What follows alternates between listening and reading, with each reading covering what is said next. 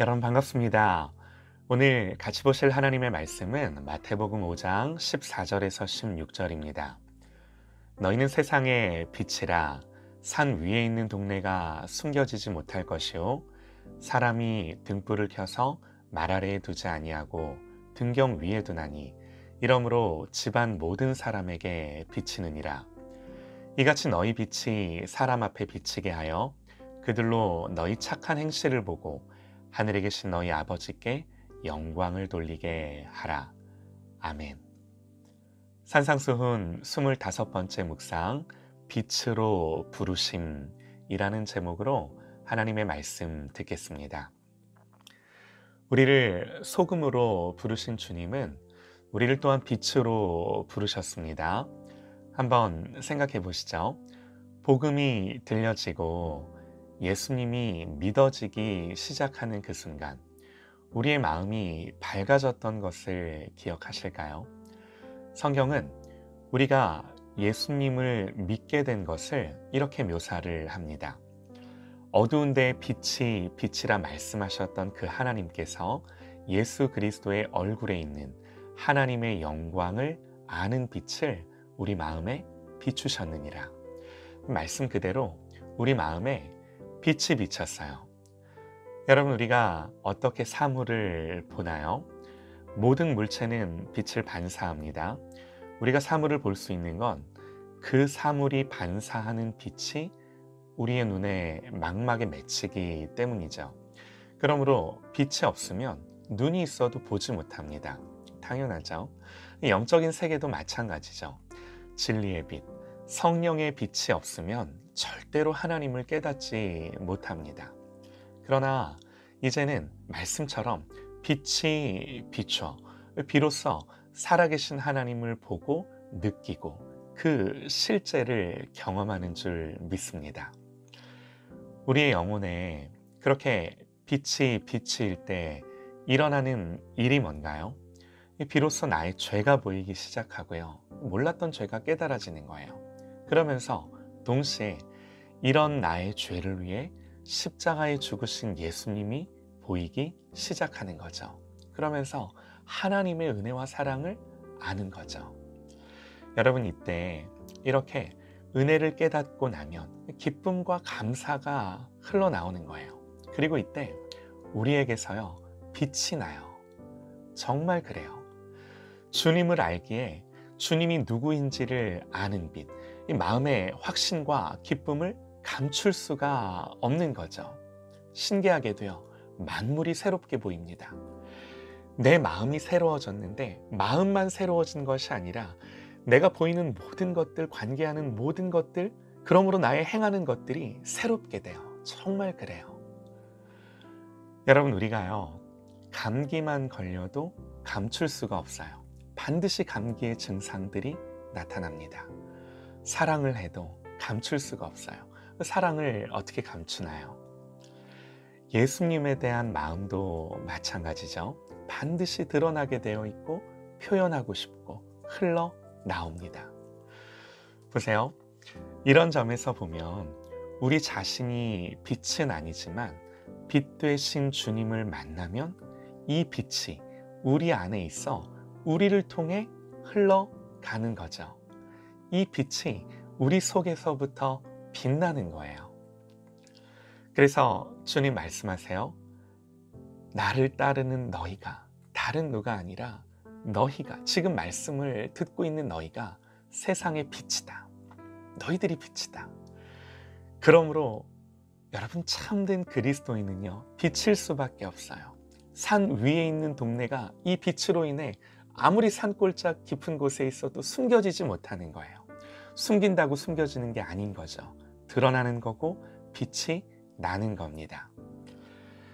예수님 이 말씀을 하실 때 빛이 되라 이렇게 말씀하신 거 아니죠? 지금까지 너희는 빛이 아니었지만 열심히 노력해서 이제는 빛이 되거라 그러신 건가요? 그런 말씀일 수 없어요. 이제 예수 그리스도를 믿고 주님을 따르게 된 우리의 정체성이 뭔가? 이게 바로 우리가 세상의 빛이라는 겁니다. 우리 안에 있는 소망과 기쁨과 은혜가 있어 이게 확산되는 거예요. 그러므로 여러분 중요한 건요. 나를 빛으로 불러주신 이 하나님이신 주님을 묵상하고 생각하고 그저 모든 일에 주님을 가까이 하고 빛 대신 주님을 가까이 하고 무엇보다 진리의 말씀을 붙들어 나의 지성과 사고와 판단, 내 모든 정서, 감정에 이 말씀으로 비추이게 하는 거예요. 이 말씀이 비추이게 하는 거예요.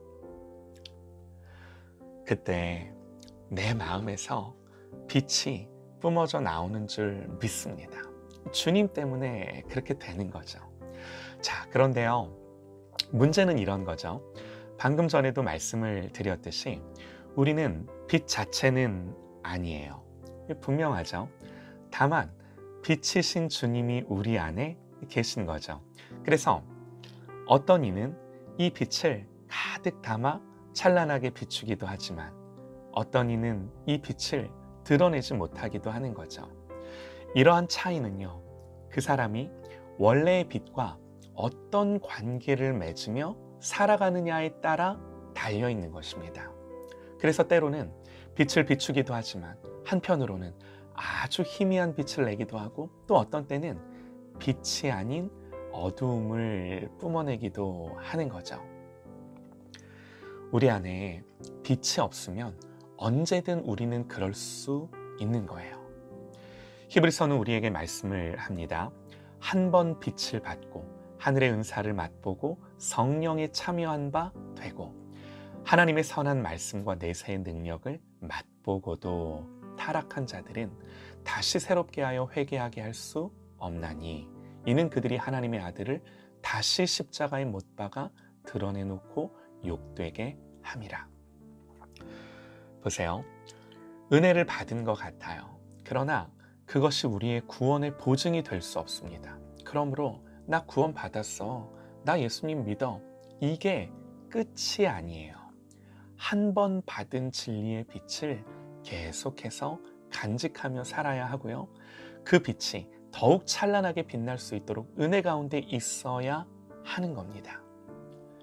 우리의 마음은 이 은혜 가운데 잠시 빛을 비추다가도 금세 어둠이 엄습합니다. 육신의 장막을 입고 이 땅을 사는 우리의 실존이에요. 그러므로 여러분 뭐가 중요해요? 늘 이 빛 가운데 나를 노출시켜 빛을 비추기 전에 내가 먼저 이 비추임을 받는 거죠. 쉽게 말해서요. 여러분 우리가 하루하루 모든 순간 은혜 받는 거예요. 은혜 받기를 사모하는 거예요. 하루하루 일용할 양식을 먹어야 육신이 살 듯 우리의 영이 강건하기 위해서는 나를 향한 하나님의 마음이 부어져 주님을 향하여 살고자 하는 마음이 일어나야 하는 거죠. 여러분 장작에 불이 붙었습니다. 처음에는 활활 타오르죠. 그러나 계속해서 타기 위해서는 땔감을 넣어줘야 하고요. 적절한 산소도 공급돼야 하고요. 이걸 계속해서 하는 것이 신앙 생활이에요.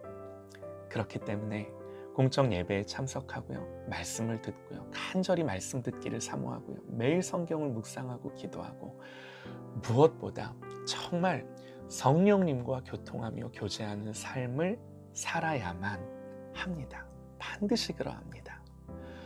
그때 하나님 반드시 은혜를 주셔서 우리의 마음을 밝히시는 줄 믿습니다. 빛나게 하시는 줄 믿습니다. 주님은 오늘 말씀하십니다. 이같이 너희 빛이 사람 앞에 비치게 하여 그들로 너희 착한 행실을 보고 하늘에 계신 너희 아버지께 영광을 돌리게 하라. 제가 아는 어떤 분 중에 예수님을 믿게 된 계기가 그분의 친구분이 예수를 믿는데 나도 네가 믿는 예수님을 알고 싶다고, 내가 아는 하나님과 네가 아는 하나님이 다른 것 같다고, 나도 네가 믿는 그 예수님을 만나고 싶다고 마음에 그런 동기가 일어나 예수님을 믿게 된 분이 계세요. 너희 빛이 사람 앞에 비치게 하여 빛을 비춘 거죠. 이 역시 노력한다고 되는 문제가 아니죠. 내가 먼저 주님의 찬란한 빛 가운데 거하며 머물기를 소망합니다. 하나님의 빛난 영광을 보며 기뻐하고 즐거워하는 저와 여러분 되시기를 간절히 소망합니다. 이때 사람이 등불을 켜서 말 아래 두지 아니하고 등경 위에 두나니 이러므로 집안 모든 사람에게 비치느니라. 주님의 말씀입니다. 이 말씀 그대로 우리 집안 모든 사람, 가족들에게 이 빛이 비추는 줄 믿습니다. 말씀 그대로 하나님이 이루실 줄 믿습니다.